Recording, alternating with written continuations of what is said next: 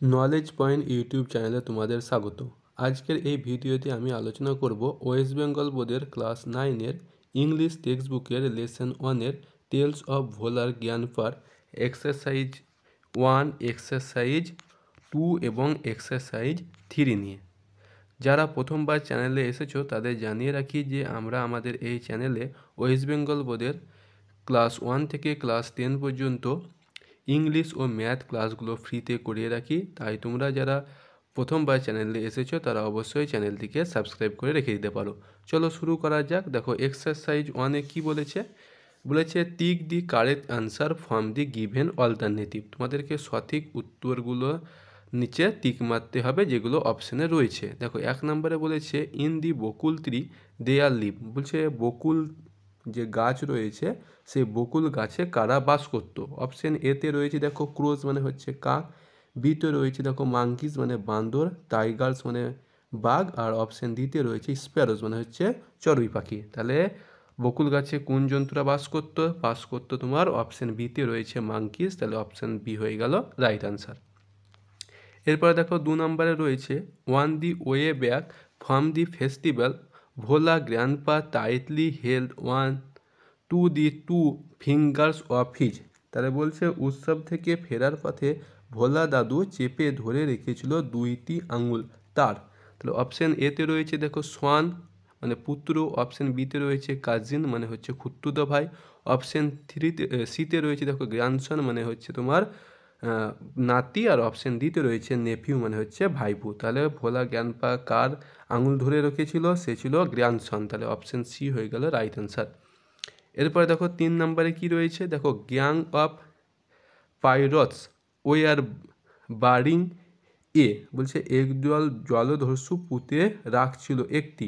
Option এতে রয়েছে দেখো লার্জ বক্স মানে একটি বড় বাক্স, অপশান বিতে রয়েছে স্মল বক্স ছোট বাক্স, অপশান সিতে রয়েছে দেখো লার্জ ব্যাগ একটি বড় ব্যাগ, আর অপশান ডিতে রয়েছে স্মল ব্যাগ মানে একটি ছোট ব্যাগ। তাহলে জলদস্যুরা পুঁতে রেখেছিল একটা লার্জ ব্যাগ, তাহলে রাইট অ্যান্সার হয়ে গেল অপশান এ।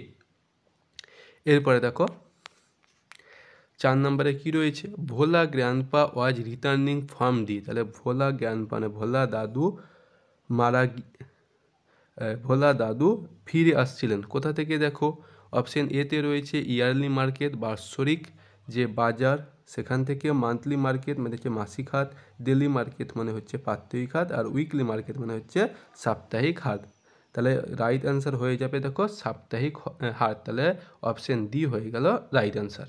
এরপরে দেখো 5 নম্বরে ভোলা জ্ঞানপা died at the age of. তাহলে ভোলা দাদু মারা গিয়েছিল কত বছর বয়সে। দেখো অপশান এতে রয়েছে 85 মানে 85 বছর বয়সে, অপশান বিতে রয়েছে দেখো 95 95 বছর বয়সে, অপশান সিতে রয়েছে 55 55 বছর বয়সে, আচ্ছা আর অপশান ডিতে রয়েছে 75 মানে হচ্ছে 75 বছর বয়সে।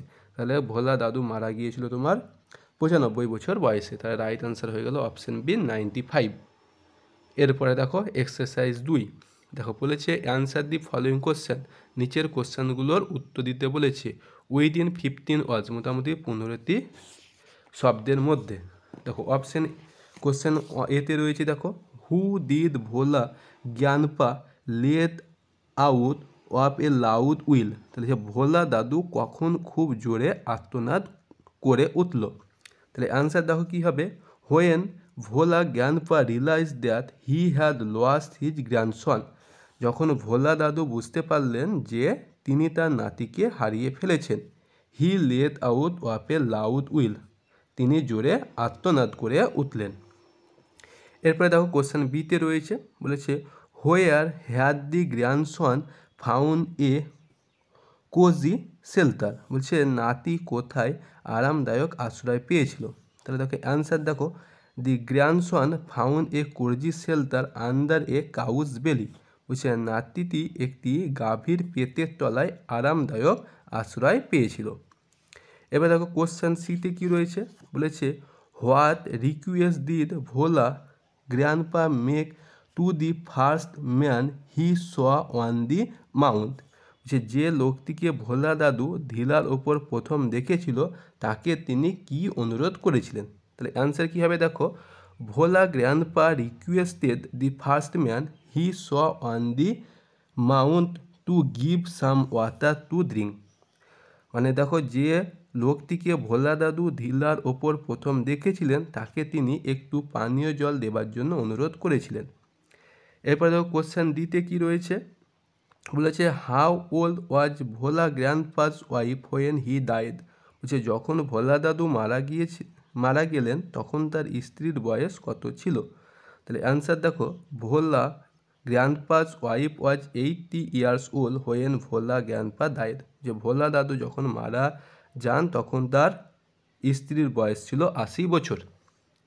এবার দেখো এক্সারসাইজ 3তে কী বলেছে, answer the following question within 25 ওয়ার্ডস। বলছে নিচের কোশ্চেনগুলোর উত্তর দাও মোটামুটি 25টি শব্দের মধ্যে। দেখো কোশ্চেন এতে কী রয়েছে, বলেছে why was no real treasure found under the sand dunes. বলছে বালিয়াড়ির নিচে সত্যি সত্যি ধন ও দৌলত পাওয়া যায়নি কেন। তাহলে অ্যান্সার দেখো, the story of the buried treasure under the sand dune was a figment of a dream that Bhola grandpa had visualise during his midday nap. বলছে বালিয়াড়ির নিচে পুঁতে রাখা ধন দৌলতের গল্পটি ভোলা দাদুর একটি উদ্ভাবন যা তিনি দেখেছিলেন দুপুরবেলার ঘুমের মধ্যে এক স্বপ্নে। Thus no real treasure was found under the sand dune. এই জন্যই তিনি কোনো সত্যিকারের ধন দৌলত পাননি ওই বালিয়াড়ির নিচে। এরপরে দেখো কোশ্চেন বিতে কী রয়েছে, what did the tiger do after Bhola grandpa had climb up the banyan tree. যে ভোলা দাদু বট গাছে উঠে পড়ার পর বাঘটি কী করলো। দেখো অ্যান্সার দেখো, after Bhola grandpa had climb up to banyan tree the tiger roared and circle the tree about 100 times. বলছে ভোলা দাদু বট গাছে ওঠার পর বাঘটি গর্জন করতে লাগলো এবং গাছটির চারিদিকে প্রায় 100 বার ঘুরপাক খেলো। Then it settle down under a bush keeping a constant watch on him and beating its tail on the dry leaves. এরপরে দেখো, তারপর একটি ঝোপের তলায় বসে সে তার ওপর ক্রমাগত নজরদারি করতে লাগলো এবং শুকনো পাতার ওপর তার লেজ দিকে ঝাপটাতে লাগলো।